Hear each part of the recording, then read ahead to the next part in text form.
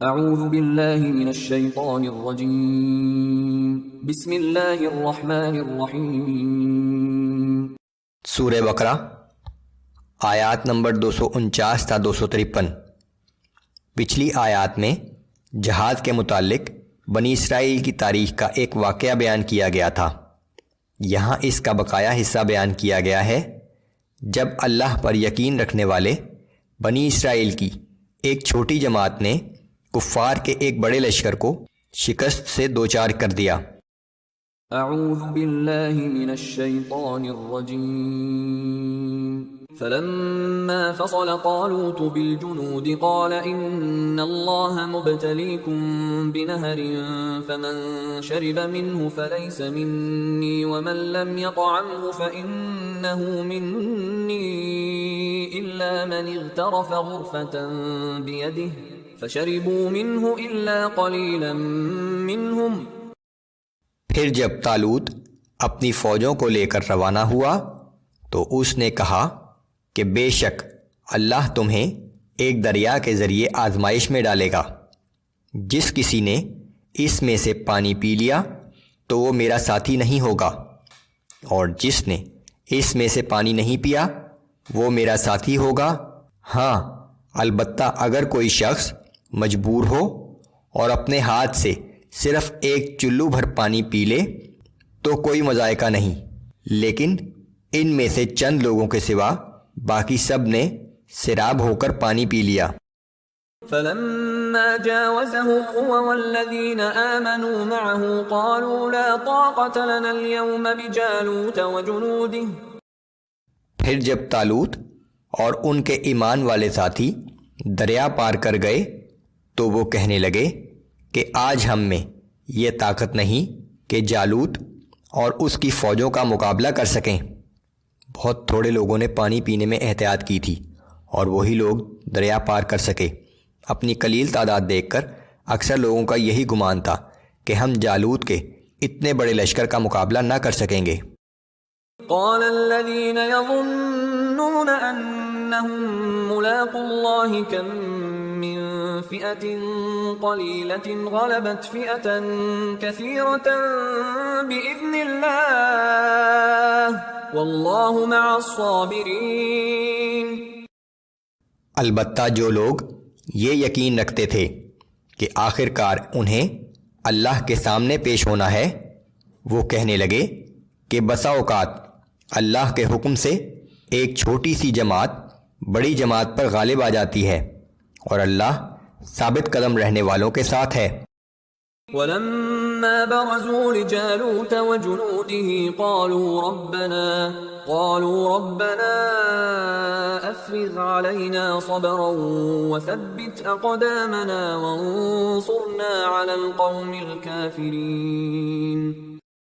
اور جب وہ لوگ جالوت اور اس کی فوجوں کے سامنے آئے تو انہوں نے اللہ سے دعا کی کہ اے ہمارے رب، ہمیں بے انتہا صبر عطا فرما اور ہمیں ثابت قدم رکھ اور ہمیں اس کافر قوم پر غلبہ عطا فرما۔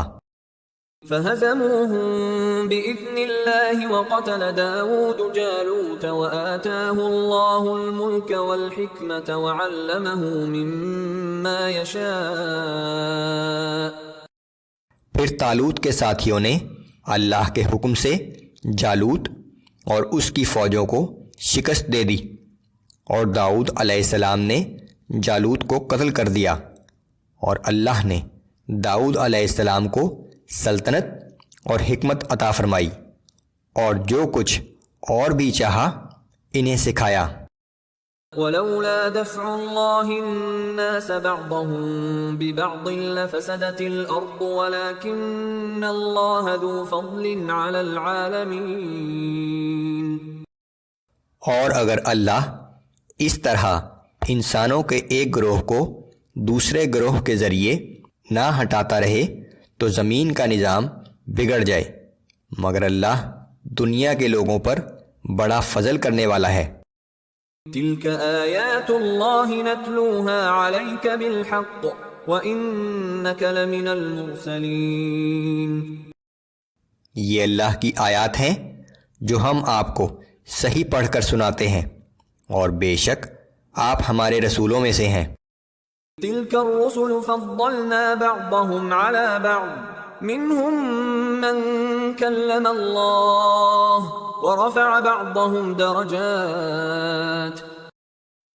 ہمارے بھیجے ہوئے ان رسولوں میں سے ہم نے بعض رسولوں کو دوسروں پر فضیلت و بزرگی عطا کی ہے۔